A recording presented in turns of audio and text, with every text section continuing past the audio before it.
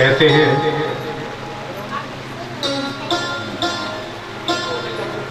सत्संग की सरिता में सराबोर होने का सौभाग्य उन्हीं सत्पुरुषों को मिलता है जिन्हें गोविंद अपनी कृपामयी चुंबक से खींच करके लाते हैं।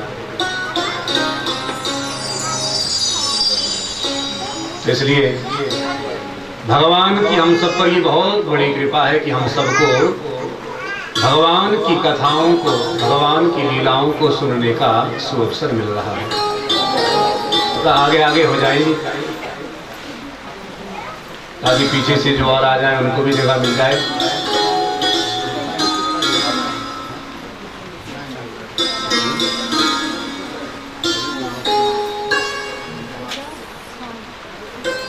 बोलिए भक्तवत्सल भगवान की जय हो। आइए भागवत का शुभारंभ करें। भागवत की भागीरथी में हम सभी अवगाहन करें। श्रीमद् भागवत महापुराण ज्ञान यज्ञ में 18,000 श्लोक, 335 अध्याय और 12 स्कंद हैं। 7 दिन में भागवत को सुनने की परंपरा है और उसी 7 दिन की परंपरा से हम और आप भी यहाँ पर बैठ करके भागवत को सुनेंगे। यहाँ कोई वक्ता नहीं, कोई विद्वान नहीं, कोई बड़ा नहीं, यहाँ सभी श्रोता हैं। हम सब श्रोता हैं।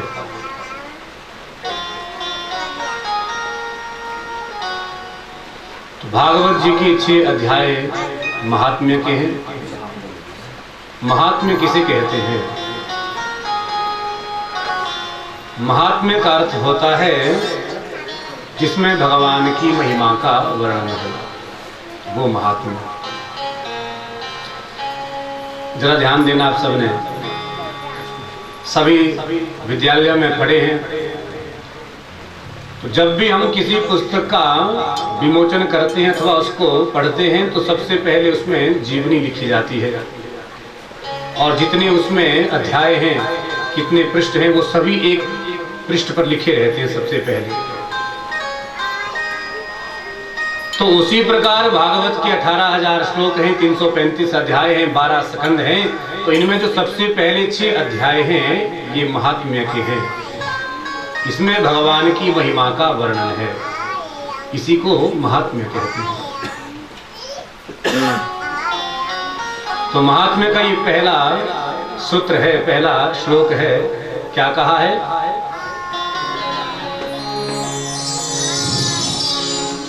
सच्चिदानंद रूपाय विश्वोत्पत्त्यादि हेतवे तापत्रय विनाशाय श्री कृष्णाय वयं नमः। श्री कृष्णाय वयं नमः। जरा ध्यान देना, आप सबने क्या कहा गया है कि सच्चिदानंद रूपाय। हम जिन भगवान की लीलाओं को, कथाओं को सुनने जा रहे हैं वो भगवान कैसे हैं? कथाएं तो बहुत होती हैं, लेकिन कई बार वो कथाएं ऐसी ही होती हैं। एक था राजा एक थी रानी, जैसे हमने कहा, दोनों मर गए, खत्म कहानी। लेकिन जब तक हम कथा के तथ्य को, कथा के मर्म को, कथा के सार को समझेंगे नहीं, तब तक कथा का कोई आनंद नहीं है। तो भगवान कैसे हैं? तो कहते हैं कि सच्चिदानंद रूपाय।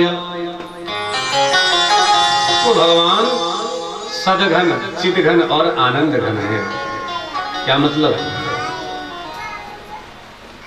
सुनने में बहुत सीधा सा लगता है, सदघन, चिदघन और आनंद घन, लेकिन कथाओं में सब सिर हिला करके कहते भाई बहुत अच्छा कहा, लेकिन शायद किसी को ये पता होता है कि सदघन, चिदघन, आनंद घन का मतलब क्या होता है? किसी को पता है? कथाएं तो आपने बहुत सुनी होंगी। एक बार जरा थोड़ा सा हाथ खड़ा कर देंगे कि ये पहली कथा किसकी है, जिसने आज तक कथा सुनी ही ना हो। निसंकोच कर दीजिए, जिसने कथा एक भी ना सुनी हो। कोई है ऐसा? आप ये मत समझे भाई हम आपकी कोई परीक्षा ले रहे हैं कोई, अच्छा बहुत बढ़िया क्या बात है, तो हम आपको ही समझाएंगे। इन्होंने सुनी है, इनको पता है, नहीं सुनी है। बोलिए भक्तवत्सल भगवान की जय हो। ये कथा की विशेषता है, ये किसी की गलती नहीं है। कथाओं में हम सब सिर हिला के कहते हैं भी बहुत अच्छा कहा, बहुत बढ़िया कहा, लेकिन जब समझने की बारी आती है तो अंत तो गत्वा परिणाम यही निकलता है भाई सुनने में तो बहुत अच्छा लगा, लेकिन क्या था वो समझ में नहीं आया। यही कथा की सबसे बड़ी विडंबना है। तो सदघन कहते हैं 3 काल होते हैं, भूत, भविष्य और वर्तमान। तो भगवान कैसे हैं, भगवान का स्वरूप कैसा है? वो त्रिकालाबाधित हैं, भूतकाल में भी थे, वर्तमान में भी हैं और भविष्य काल में भी हैं।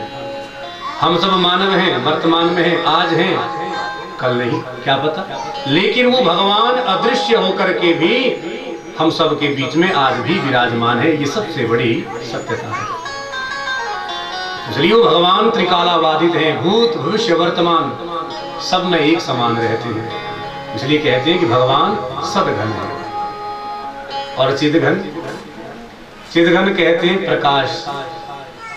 अब हम संसार के प्राणी यदि मान लीजिए रात्रि में किसी पुस्तक को पढ़ना हो तो रोशनी की आवश्यकता पड़ती है, प्रकाश की आवश्यकता पड़ती है, लेकिन वो भगवान स्वयंभू है, स्वयं प्रकाशित है, उनको किसी प्रकाश की आवश्यकता पड़ती ही नहीं है। इसलिए वो प्रकाश स्वरूप भी है, सदघन है, चिदघन है। चिद कहते हैं प्रकाश को।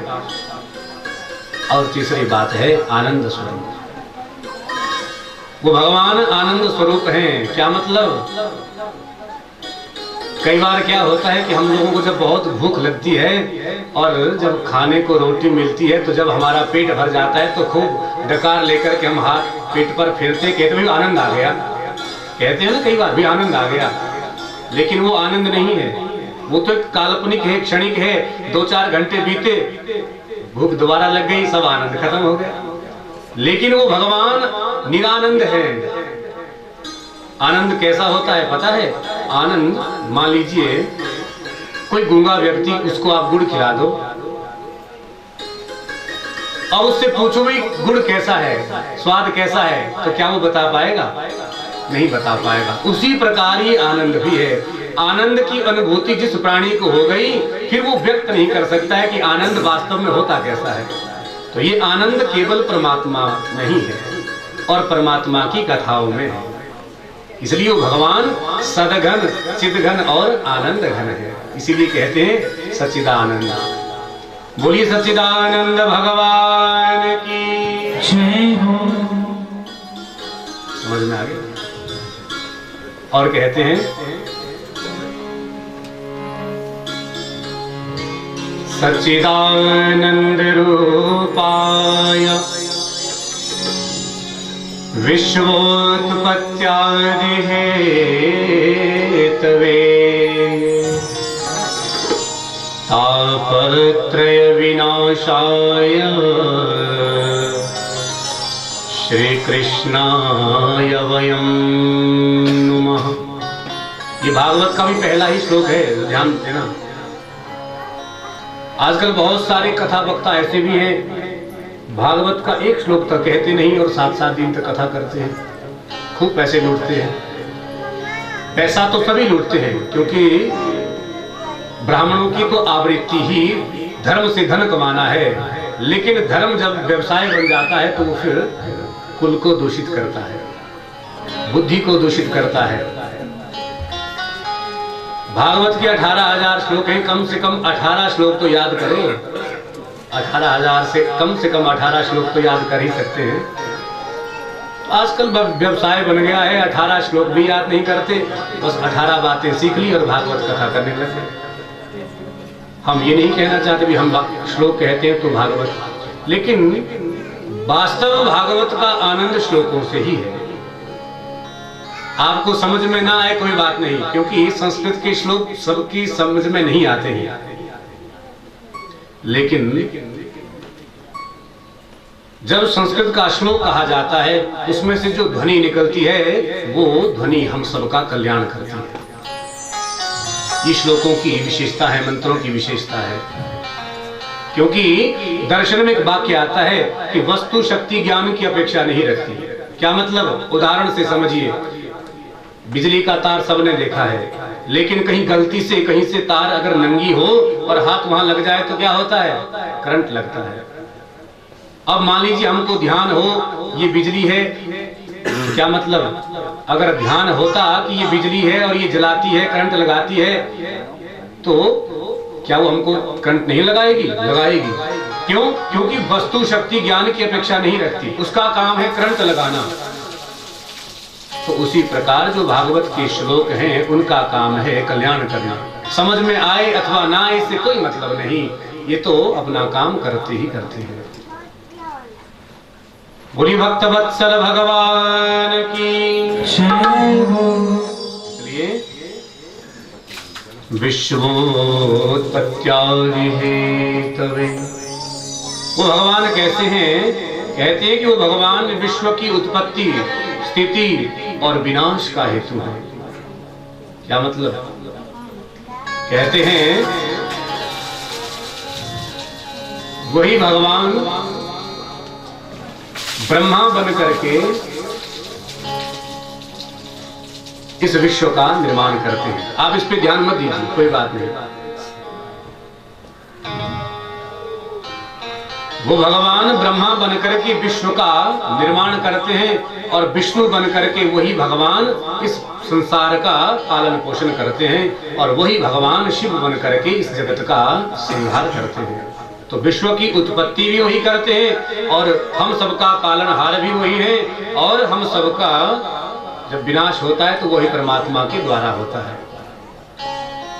तो तापत्रय विनाशाय, और वो भगवान 3 प्रकार के तापों को विनाश करते हैं। कौन कौन से ताप हैं?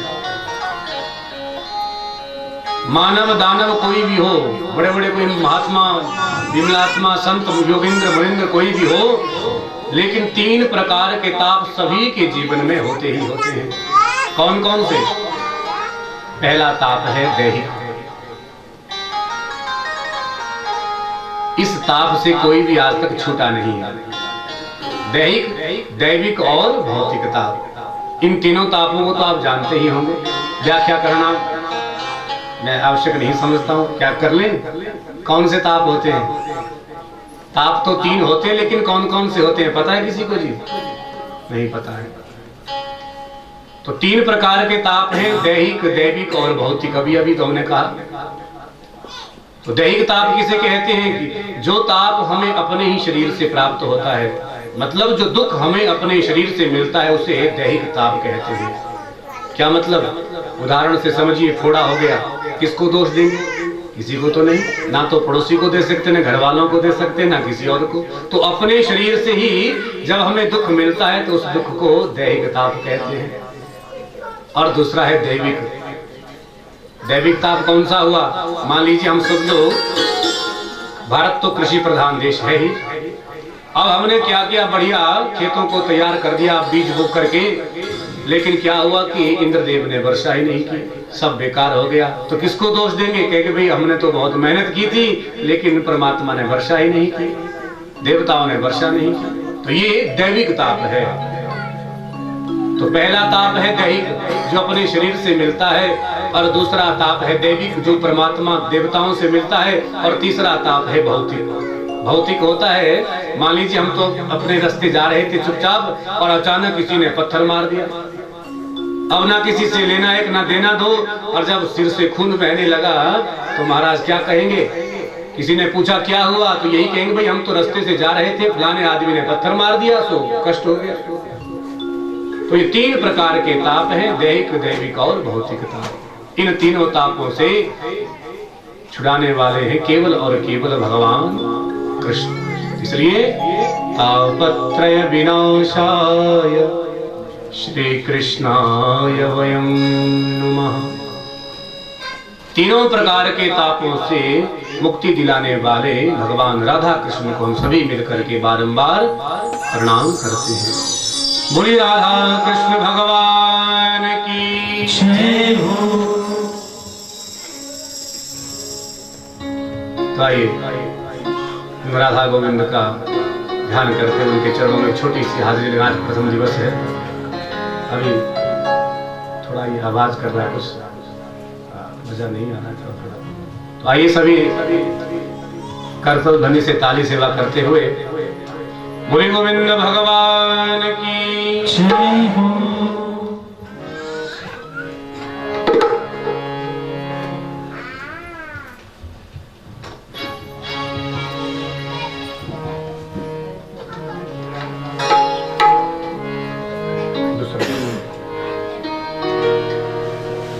मांगा है मैंने श्याम से वरदान एक ही, तेरी कृपा बनी रहे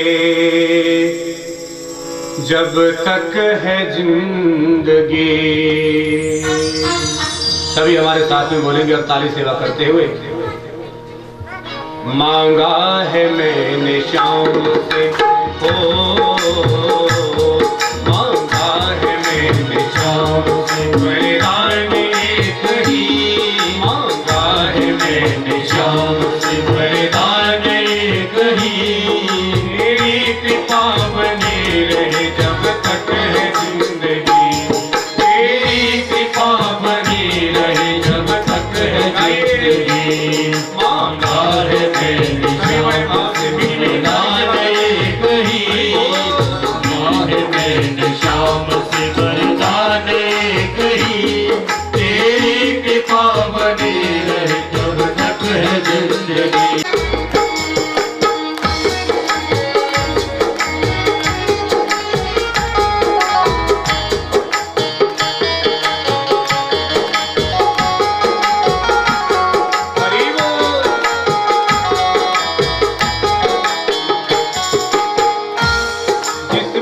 प्रभु का हाथ था वो पार हो गया, जिस पर प्रभु का हाथ था वो पार हो गया, जो भी शरण में आया उद्धार हो गया, जो भी शरण में आया उद्धार हो गया, उद्धार हो गया, उद्धार हो गया।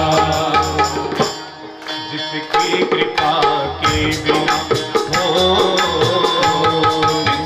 कृपा के बिना पत्ता हिले नहीं, जिसकी कृपा के बिना पत्ता हिले नहीं, तेरी कृपा बनी रहे जब तक है जिंदगी, तेरी कृपा बनी रहे जब तक है जिंदगी। मांगा है मैंने श्याम से वरदान एक ही, मांगा है मैंने श्याम से वरदान एक ही, तेरी कृपा बनी रहे जब तक है जिंदगी, तेरी कृपा बनी रहे जब तक है जिंदगी। सभी बड़े भाव से मीठी मीठी ताली सेवा करते हुए जय हो।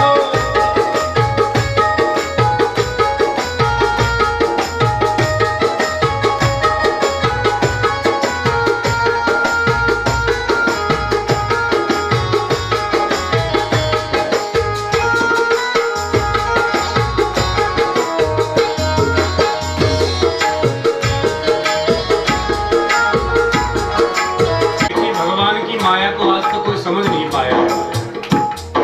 सभी कहते ना भी माया, माया का अर्थ क्या होता है? माया का अर्थ संस्कृत में होता है माँ मैंने नहीं और यो मैंने जो है ही नहीं, हम उस संसार में रह रहे हैं और इसी को अपना मान बैठते हैं। कहते हैं कोई समझ सका नहीं माया बड़ी अजीब, कोई समझ सका नहीं माया बड़ी अजीब, कोई समझ सका नहीं माया बड़ी अजीब, कोई समझ सका नहीं माया बड़ी अजीब। जिसने प्रभु को पा लिया वो है खुशनसीब, जिसने प्रभु को पा लिया वो है खुशनसीब,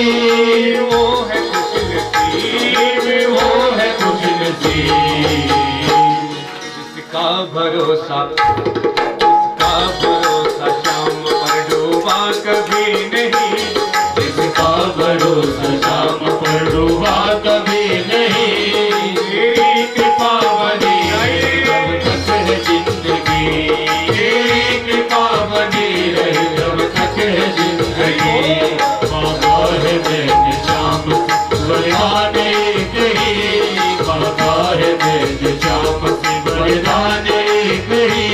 तेरी कृपा बनी रही जब तक है जिंदगी, तेरी कृपा बनी रही जब तक है जिंदगी।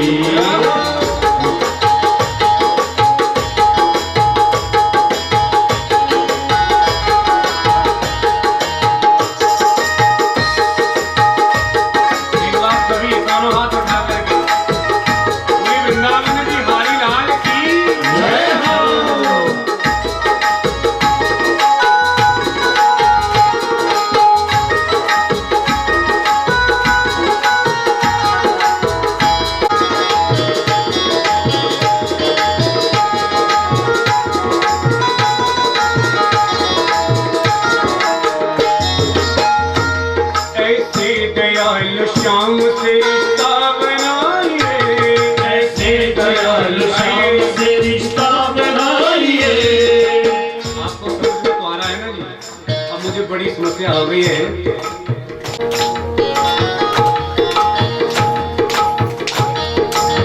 कोई एक गाना बता दो, समझ में नहीं आ रहा है तो कुछ करें, कुछ कोशिश करें समझाने की। आ रहा है? आ रहा है? आइए पहले फिर मैं गाऊंगा, फिर आप भी गाएंगे। क्या कहते हैं?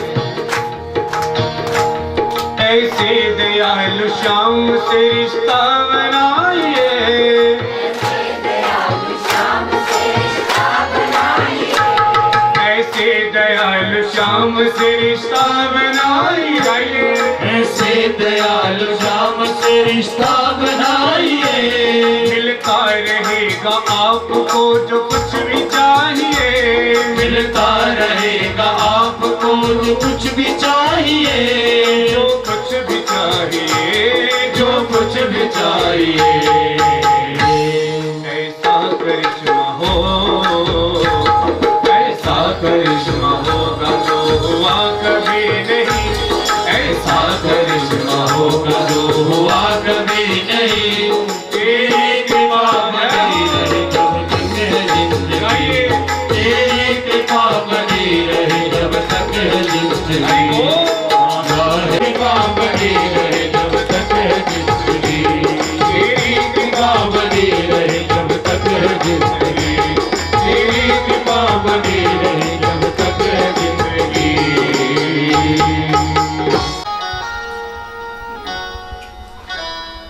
88,000 शौनक आदि ऋषि हुए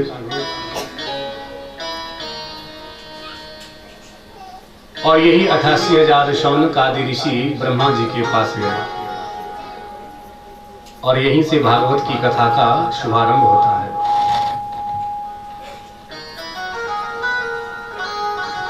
ब्रह्मा जी से प्रार्थना की, महाराज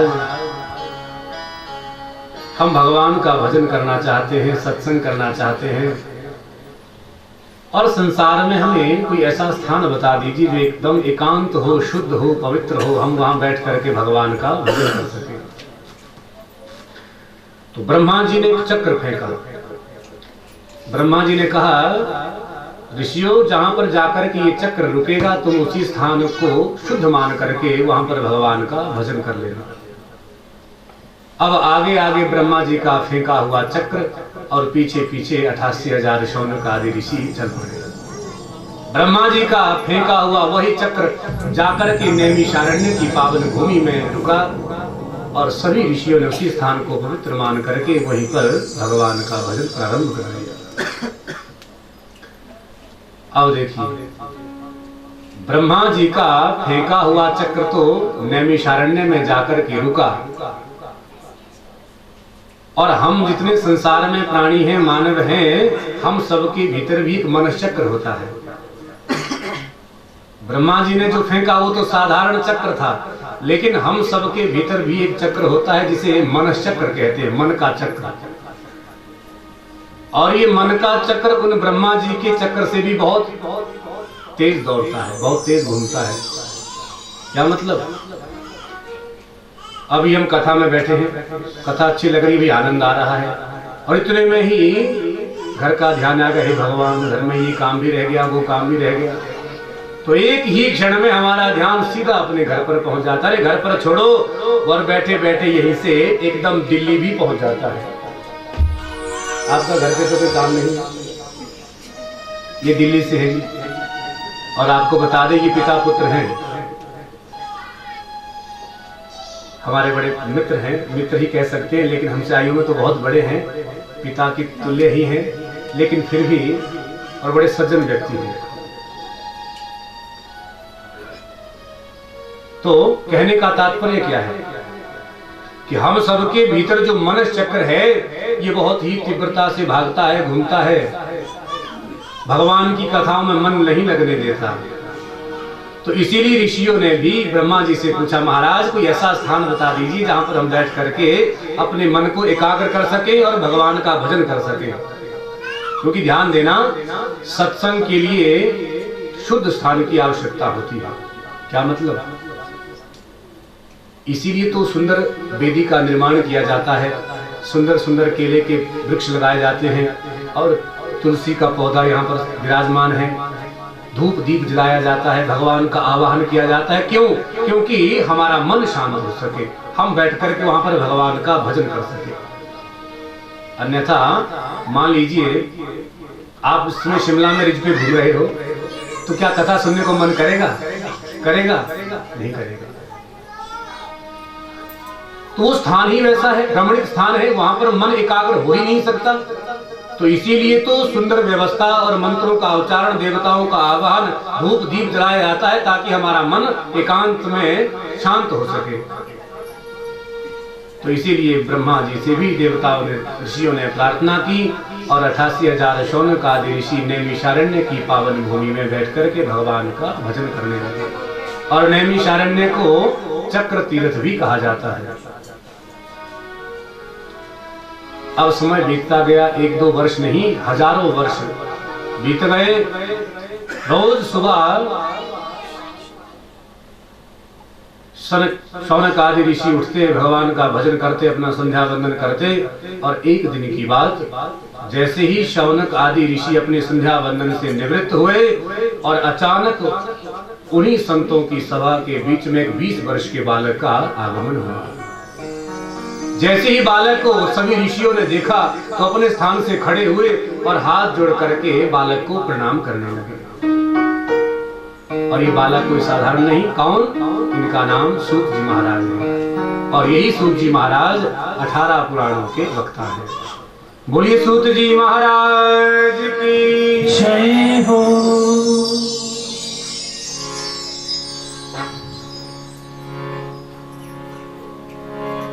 तो जहां शौनक आदि 88,000 ऋषियों ने सूत जी को प्रणाम किया, तो सूत जी को बड़ा अटपटा लगा। क्यों? क्योंकि जरा ध्यान देना, एक 20 वर्ष का बालक और बड़े बड़े हजारों वर्ष जिनकी आयु है, वो ऋषि उस बालक को प्रणाम कर रहे हैं। तो सूत जी ने कहा, ऋषि ये क्या कर रहे हो? ये उल्टी गंगा क्यों बहा रहे हो?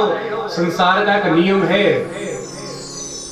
छोटा बड़े को प्रणाम करता है, बड़ा छोटे को नहीं करता है। तो देखिए शौनक जी क्या कहते हैं, जरा ध्यान देना। आप सबने बड़ी सुंदर बात कहते हैं, धन वृद्धा च बल वृद्धा, आयु वृद्धा तथैव च, ते सर्वेऽपि ज्ञान वृद्धाश्च, किंकरा शिष्य किंकरः। बड़ी ही सारगर्भित बात सूत जी ने कहा। शौनक जी ने कहा, अरे महाराज आपने बिल्कुल ठीक कहा, हम आपसे आयु में बड़े हैं, और संसार का एक नियम है कि छोटा बड़े को प्रणाम करता है, बड़ा छोटे को नहीं। लेकिन महाराज धन वृद्धा बल वृद्धा, संसार में कुछ धन में बड़े होते हैं जिनके पास करोड़ों रुपया है, कहने को तो वो भी बड़े हैं, भाई बड़ा आदमी है, जैसे हमारे भारतवर्ष के धीरू भाई अंबानी है, सब बड़े इससे नाम लेते हैं, तो वो भी बड़े हैं, लेकिन केवल धन में बड़े हैं। और कोई कुछ लोग बल में बड़े होते हैं, जैसे हमारे हिमाचल के खली है, सब जानते हैं, नाम सबने सुना है, वो भी बड़े हैं। किसमें है? बल में बड़े हैं। तो कोई धन में बड़ा है, कोई बल में बड़ा है, और कोई हम जैसा आयु में बड़ा है, जिनकी हजारों वर्ष आयु हो गई। लेकिन महाराज वास्तव में ये सब बड़े नहीं है। तो कौन बड़ा है? कहते हैं ते सर्वे ज्ञान वृद्धाश्च किंकरा शिष्य किंकरः। महाराज जिसके पास संसार में ज्ञान है, वास्तव में वही सबसे बड़ा है। ज्ञानी यदि बालक भी हो तो वो आदर के योग्य है। इसलिए महाराज आपके पास अनंत कोटि ब्रह्मांड का ज्ञान है, इसलिए हम आपके पाद पद्मों में बारंबार प्रणाम करते हैं। इसलिए आप हमारा प्रणाम स्वीकार करें। तब तो इतना कहा, सूत जी बड़े प्रसन्न हुए और शौनक जी ने सूत जी को बढ़िया बैठने के लिए आसन दिया, आसन पर बैठाया, वाद्य अर्घ्य आचमनी से उनकी सेवा की। और शौनक जी ने पूछा, महाराज हम अनंत काल से, बहुत समय से यहाँ पर भगवान का भजन कर रहे हैं, लेकिन फिर भी मन को शांति नहीं मिली, मन अभी तक अशांत है। क्यों? क्या कारण है?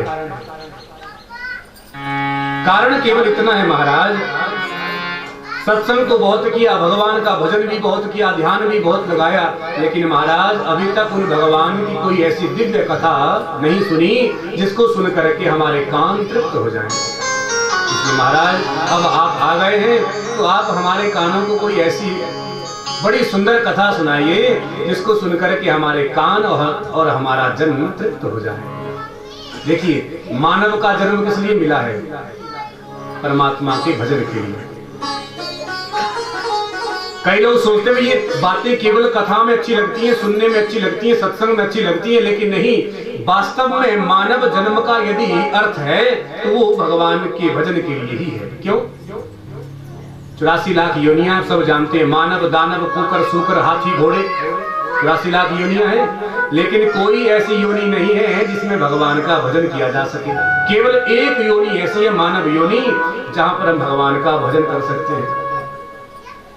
और हम तो केवल धन कमाने में ही सारा जीवन व्यतीत कर देते हैं, और अंत तो गत्वा जब प्राण कंठ में आ जाते हैं तब सोचते हैं भगवान का नाम ले, लेकिन कहां से ले? जब जीवन भर कभी भगवान का भजन किया नहीं तो अंत तो गत्वा कंठ में कहां से आएगा? आएगा वही जो सीखा होगा। क्यों? क्योंकि जरा ध्यान देना, जो भीतर भरा होगा ना, बाहर वो नहीं निकलेगा। क्या मतलब? यदि हमने प्याज गाजर मूली खाया होगा तो डकार आएगा तो किसका आएगा? उसी का आएगा। तो भीतर जो भरा होगा वही तो बाहर निकलेगा। जब जीवन भर हमने भगवान का भजन किया नहीं, भगवान का ध्यान किया नहीं, तो अंत दो गत्वा हमारे मुख से बाहर वो कैसे आएगा? जब किया ही नहीं, भीतर है ही नहीं, तो जो भीतर भरा होगा वही तो बाहर निकलेगा। इसलिए महाराज सत्संग बहुत किया, लेकिन कोई भगवान की सुंदर कथा नहीं सुनी। अब आप आ गए हैं तो हमारे कानों को तृप्त करने के लिए कोई बड़ी सुंदर भगवान की कथा सुनाइए। क्योंकि महाराज हम जानते हैं आपके ऊपर आपके गुरुदेव भगवान की साक्षात कृपा है। कहते हैं, चिंतामणिर्लोक सुखम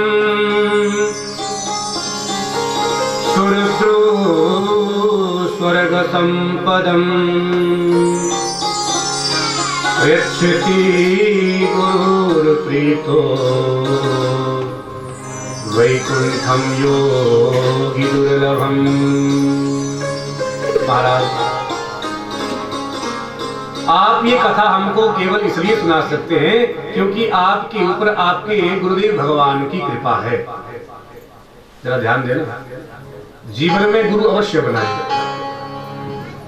क्यों? क्योंकि कहते कि निगुरे मत रहना, बिन गुरु के संसार में गति नहीं है। गुरु फिर चाहे वो कैसा भी हो, आपके कोई पुरोहित हो, आपके कोई संत हो, कोई महात्मा हो, कोई ब्राह्मण हो, कोई कथा वक्ता हो, कोई भी हो, लेकिन गुरु जीवन में अवश्य धारण करे। गुरु के बिना संसार से पार जाना असंभव है। तो इसलिए महाराज हम जानते हैं आपके ऊपर आपके गुरुदेव भगवान की साक्षात कृपा है, क्योंकि कहते हैं संसार में किसी को चिंतामणि मिल जाए ना, क्या मतलब चिंतामणि का क्या अर्थ है? चिंतामणि एक मणि होती है और किसी को वो मिल जाए तो उस मणि के सामने बैठ करके आप संसार की किसी भी वस्तु का चिंतन करो, वो ला करके हम सबके सामने रख देंगे। और संसार स्वर्ग में कल्प वृक्ष है, देवताओं का वृक्ष है वो। और यदि संसार में किसी व्यक्ति को वो कल्प वृक्ष मिल जाए तो उस कल्प वृक्ष के नीचे बैठ करके हम संसार की किसी भी वस्तु की कामना करेंगे तो वो वृक्ष ला करके हमको प्रदान कर देगा। लेकिन चिंतामणि और कल्प वृक्ष में भी ये सामर्थ्य नहीं जो भगवान को प्रकट करवा दे।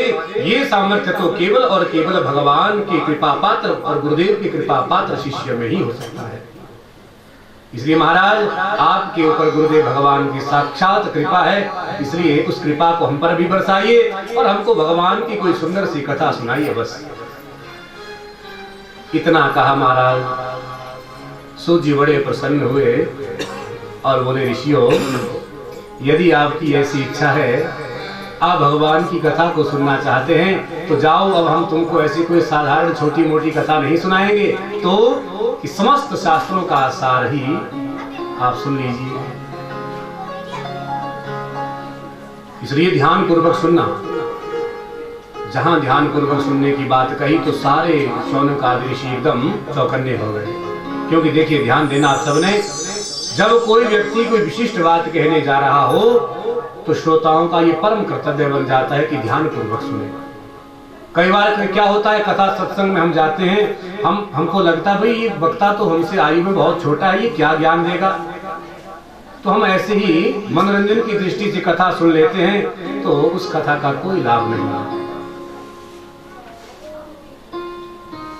सूत जी 20 वर्ष के हैं, शौनक आदि हजारों वर्षों के हैं, लेकिन जहां सूत जी ने कहा ऋषियों सावधानतया शृणु, सावधान होकर के सुनना, मैं आपको समस्त शास्त्रों का सार श्रीमद् भागवत महापुराण ज्ञान यज्ञ ही सुनाने जा रहा हूँ। तब तो शौनक आदि ऋषि प्रसन्न हो गए। बोलिए भागवत भगवान की जय हो।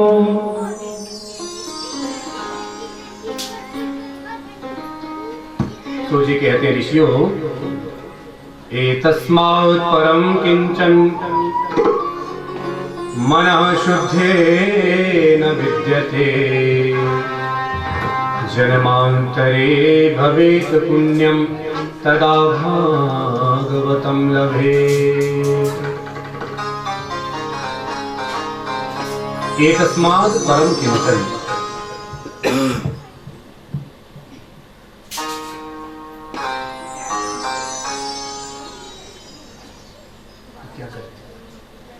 अभी रोटी बनाने का समय नहीं हुआ, रोटी बनाने के लिए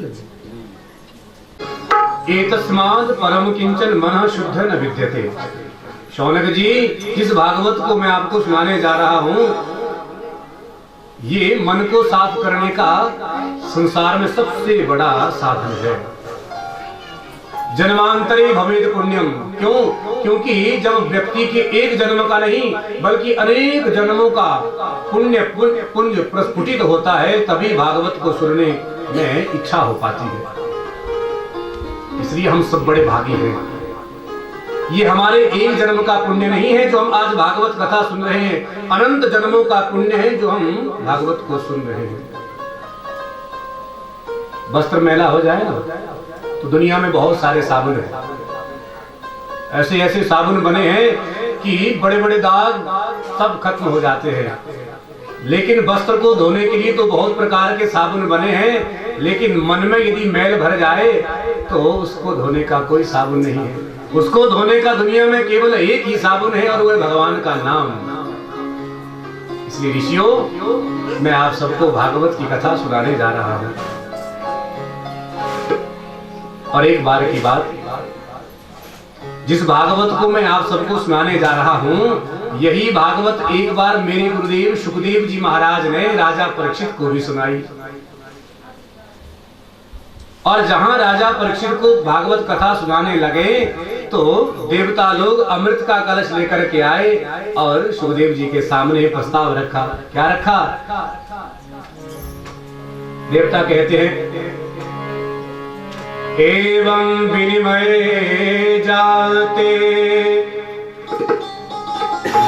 सुधाराज्ञा प्रपीयताम् प्रकाश्यामो वयं सर्वे श्रीमद्भागवतामृतम्। बड़ा सुंदर भाव है। क्या कहते हैं, जरा ध्यान देना आप सबने। ये सूत जी कह रहे हैं कि शौनक जी, जिस कथा को मैं आपको सुनाने जा रहा हूँ, यही कथा एक बार मेरे गुरुदेव कौन सुखदेव जी महाराज ने राजा परीक्षित को भी सुनाई। क्यों सुनाई? क्योंकि 7 दिन में मरने का श्राप लगा। कथा आगे आएगी भागवत में। और जब मेरे गुरुदेव कथा सुनाने लगे तो स्वर्ग के देवता अपना अमृत का कलश लेकर के आए और सुखदेव जी के सामने प्रस्ताव रखा। क्या प्रस्ताव रखा? एवं विनिमय जाते सुधा राज्ञा प्रपीयताम्। अरे महाराज, आप ये भागवता अमृत हमको प्रदान कर दीजिए, भागवत हमको सुनाइए और उसके बदले में आप ये स्वर्ग का अमृत ले लीजिए। आप इस अमृत को राजा परीक्षित को पिला दीजिए। राजा परीक्षित की मृत्यु नहीं होगी, ये अमर हो जाएगा। लेकिन महाराज, उसके बदले में हमें भागवत का दान कीजिए, भागवत सुनाइए। अब जहां देवताओं ने ये प्रस्ताव रखा तो सुखदेव जी जोर से ठहाका मार करके हंसे। बोले, ऋषियों, मैं आज तुम्हारे आते ही समझ गया था, क्योंकि देवता लोग बड़े स्वार्थी होते हैं। स्वकार्य कुशलासुरा, भागवत में देवताओं को स्वार्थी कहा है। क्यों? क्योंकि सूत जी कहते, सुखदेव जी बोले, ऋषियों, तुम श्रद्धा से श्रोता बनकर के आते तो मैं तुमको भागवत अवश्य सुनाता, लेकिन तुम श्रोता बनकर के नहीं, तुम तो सौदागर बनकर के आए हो। और सुखदेव जी बोले, ऋषियों, क्व सुधा क्व कथा लोके क्व कांच क्व मणिर्महान् ब्रह्मरातो विचार्येव सदा देवांजहासः। देवताओं, क्व सुधा क्व कथा। सुखदेव जी बोले, अरे कहाँ स्वर्ग का अमृत और कहाँ हमारा दिव्य भागवत अमृत। अमृत दोनों है, ध्यान देना। वो स्वर्ग का अमृत है और ये भागवत अमृत है, लेकिन अंतर बहुत बड़ा है। कौन सा अंतर है? वो सुधा को कथा लोके को कांच को मणि महान।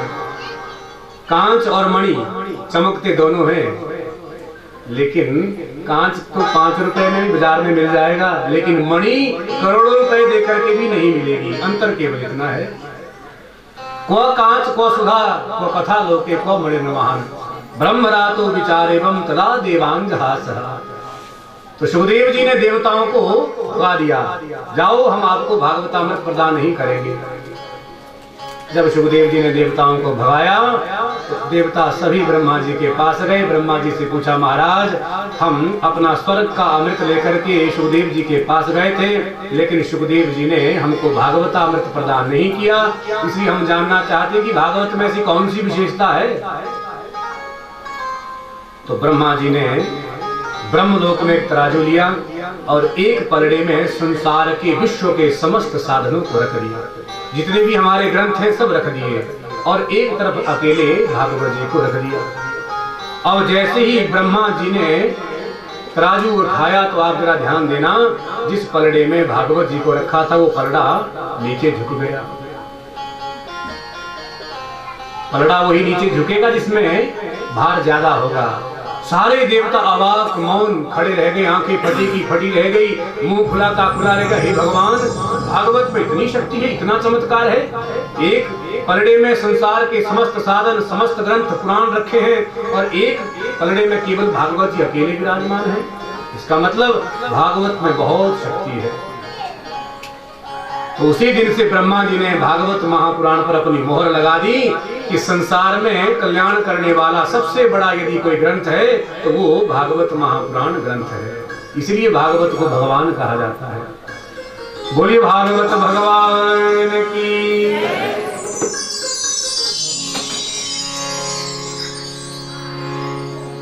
अभक्तांश विज्ञाय न ददौ सकथामृतम् श्रीमद्भागवती वार्ता पुराणामपि दुर्लभम्। बड़े साफ शब्दों में यहाँ पर सुखदेव जी ने कह दिया, श्रीमद्भागवती वार्ता सुराणामपि दुर्लभम्। ये भागवत देवताओं के लिए भी दुर्लभ है, जरा ध्यान देना। साफ शब्दों में भागवत में लिखा है, और हम मानव होकर के भी भागवत को सुनने नहीं आते। भाई वही वक्ता वही भागवत इतनी बार सुन लिया, क्या भागवत सुनेंगे? कई व्यक्तियों के मन में ये भी विचार आता है, लेकिन हम तो इतना कहते हैं कि जो व्यक्ति ऐसा सोचते हैं वास्तव में उन्होंने कभी भागवत सुनी ही नहीं, क्योंकि भागवत तो नित्य नूतन है। ना जाने भगवान वक्ता के भीतर से कब ऐसी बात कहलवा दे जिस बात को सुन करके हमारा कल्याण हो जाए, क्योंकि वक्ता कहने वाला अपनी इच्छा से नहीं कहता, वक्ता से बुलाने वाले भी परमात्मा होते हैं। इसलिए देव दुर्लभ है, हम मानवों के लिए सुलभ है, लेकिन फिर भी हम मानवों की बुद्धि ऐसी विकृत हो गई है, क्योंकि संसार के दूषित वातावरण में हम सबकी बुद्धि ऐसी विकृत हो चुकी है कि हमारा धर्म अनुष्ठानों में, कथाओं में, सत्संगों में ध्यान नहीं जाता, अन्य वस्तु में हमारा ध्यान एकदम जल्दी से चला जाता है। तो कहते हैं भागवत भगवान कलयुग में मुक्तिदान की सिंह गर्जना कर रहे हैं। मुक्तिदानेन गर्जति ही, सिंह गर्जना कर रहे हैं कि कल्याण करने वाला केवल और केवल एक ग्रंथ है, वो है भागवत महापुराण। बोलिए भक्तवत्सल भगवान की जय हो। तब सूत जी बोले, ऋषियों इस भागवत को 7 दिन में सुनने की परंपरा है, और ये जो 7 दिन में भागवत को सुनने की परंपरा प्रारंभ हुई, ये परंपरा सनकादि और नारद जी से प्रारंभ हुई।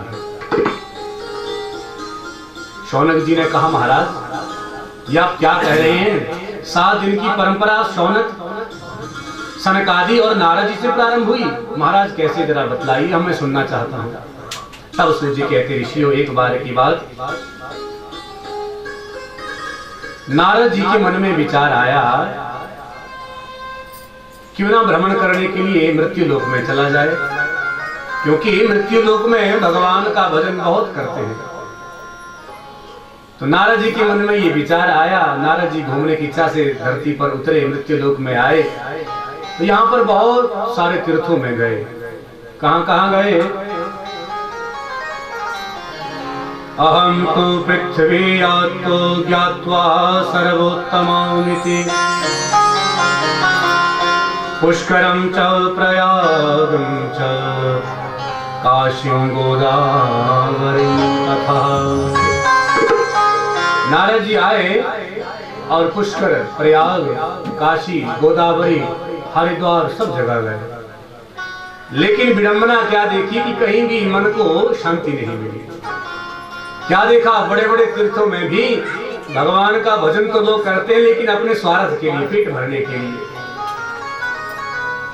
नारद जी को बड़ा कष्ट हुआ, है भगवान, मैं तो ये सोच करके आया था कि भगवान का यहाँ पर भजन करते होंगे, लेकिन यहाँ तो भगवान का कोई भजन नहीं करता, सब स्वार्थ के पुजारी है। तो नारद जी के मन में बड़ी चिंता हुई, और नारद जी ने सोचा कहाँ जाऊं, तो मन में एकदम ध्यान आया, क्यों ना वृंदावन जाऊं, वृंदावन अभी मैं गया नहीं। तो तुरंत नारद जी वहीं से सीधे श्री धाम वृंदावन पहुंच गए। बोली वृंदावन धाम की जय हो। जैसे ही वृंदावन में पहुंचे महाराज, तो नारद जी का मन एकदम गदगद हो गया। क्यों? क्योंकि वृंदावन में आज भी भगवान की बड़ी भक्ति की जाती है। आप में से कोई वृंदावन गया हो तो आप जानते होंगे, हर व्यक्ति के मुख में वृंदावन में राधे राधे। वहां की विशेषता है कि यदि किसी से झगड़ा भी करते हैं ना लोग, तो वो भी राधे नाम से शुरू करते हैं। हे राधे, मतलब गुस्से से कहते हैं तो राधे ही पहले कहते हैं। तो देखिए ये बड़ी विचित्र बात है, जहाँ झगड़ा भी हो तो वो भी भगवान के नाम से। तो नारद जी ने जब ये दृश्य देखा तो नारद जी को बड़ी प्रसन्नता हुई, भाई वृंदावन में तो आज भी भक्ति है।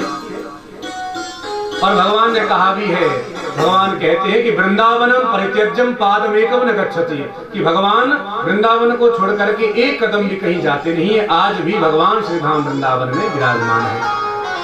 बस केवल अंतर्दृष्टि का है।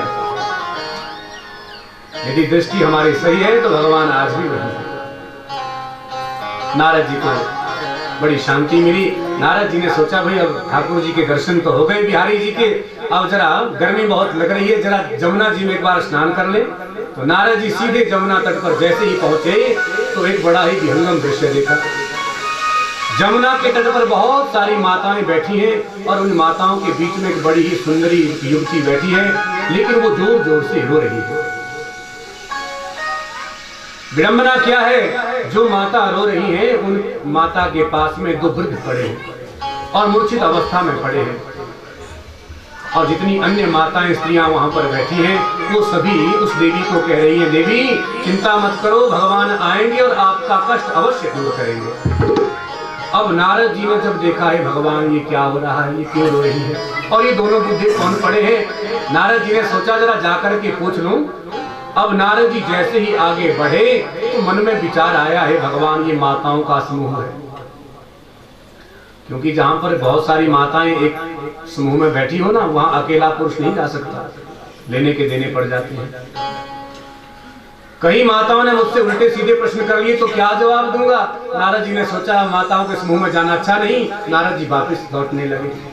जैसे ही नारद जी वापस लौटने लगे तो सभा के बीच में बैठी हुई युवती ने नारद जी को आवाज लगाई, क्या कहा, भो भो साधो क्षणं तिष्ठः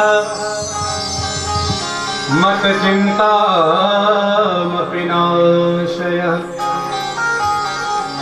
दर्शनं तव लोकस्य सर्वथा गहरं परम। हो अरे महाराज आप कहाँ जा रहे हैं, क्षणं तिष्ठः, जरा थोड़ी देर रुको, मेरे कष्ट को तो दूर करो। जहां नारद जी ने ये सुना, नारद जी तुरंत पीछे मुड़े और दौड़ करके उन देवी के पास में गए, कहा देवी बताओ क्या कष्ट है, और ये दोनों वृद्ध आपके पास में कौन पड़े हैं, आप क्यों रो रही हैं। तब हाथ जोड़ करके वो माता कहती है, देवी कहती है, महाराज मैं पहले आपको अपना परिचय दूं। तो देवी कहती है, अहम भक्ति रीति ख्याता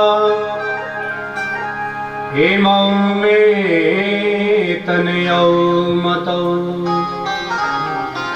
ज्ञान वैराग्यनामान काल योगीन जर्जरौ।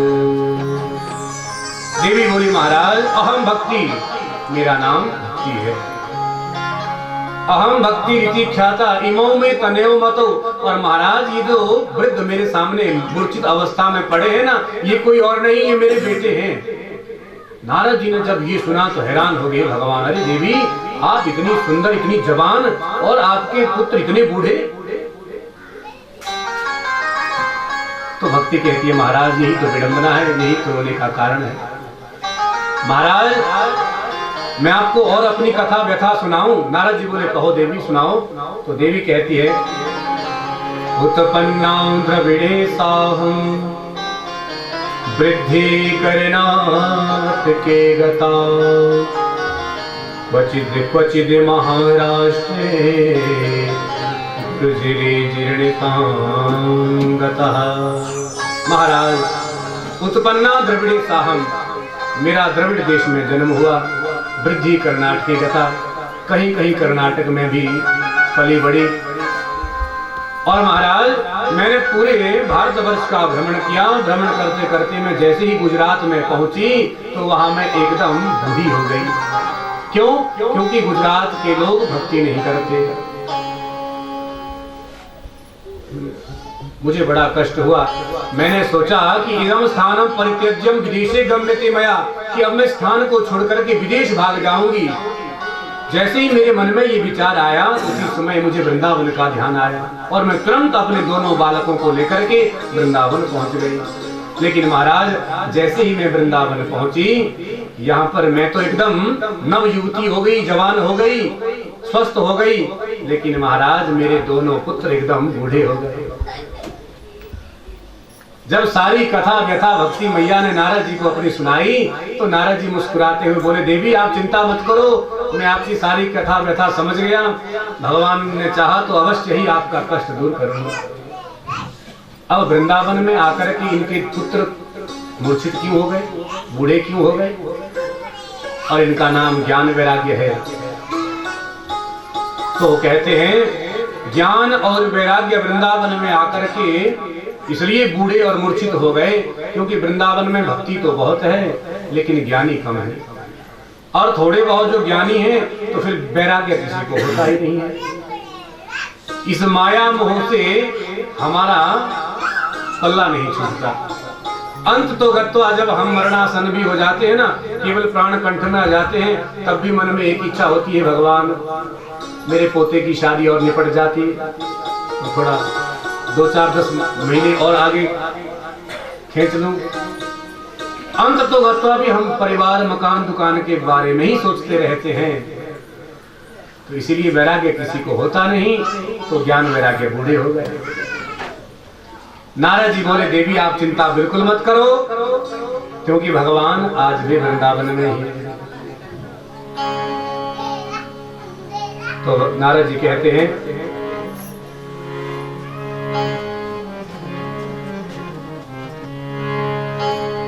वृंदावनं परित्यज्य संयोगा पुनस्तवतरणी नवा धन्यं वृंदावनं तेन भक्ति नृत्यन्ति यत्र च। नारद जी कहते धन्य ये वृंदावन आज भी है जहाँ पर भक्ति निरंतर और नित्य निवास कर रही है, नाच रही है। नारद जी बोले देवी हम आपके पुत्रों को ठीक करने का प्रयास करते हैं। नारद जी बैठ गए, आसन लगाया, वेद पाठ किए, वेदांत पाठ किए, गीता पाठ की, एक बार नहीं अनेक बार किए, लेकिन जितनी बार भी पाठ करते थोड़ी देर के लिए ज्ञान और वैराग्य उठ जाते और थोड़ी देर बाद फिर सो जाते।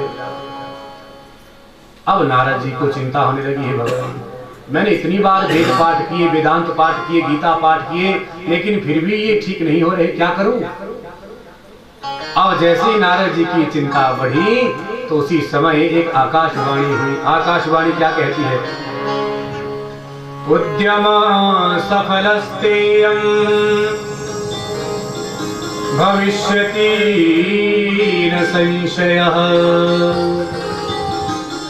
एतदर्थं तु सत्कर्म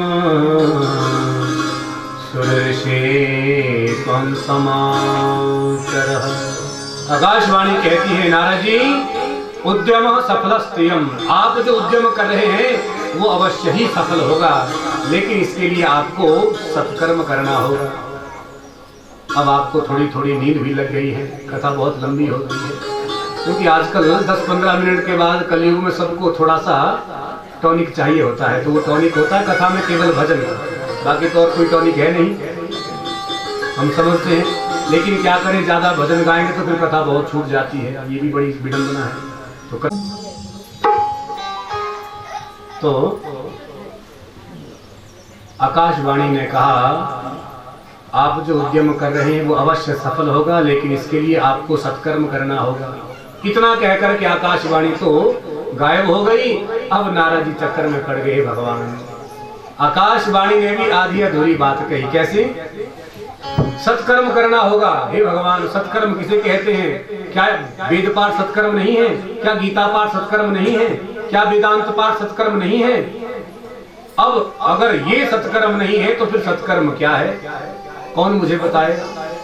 अब तो महाराज नारद जी संसार में सब जगह घूमे, लेकिन कोई भी उनको बता नहीं पाया कि सत्कर्म कहते किसे हैं। अब नारद जी ने सोचा अब तो भगवान का भजन करूंगा, भगवान जब प्रसन्न होंगे भगवान से पूछूंगा सत्कर्म किसे कहते हैं। तब तो सीधे आज नारद जी बद्री नारायण की ओर चल पड़े, उत्तराखंड की ओर।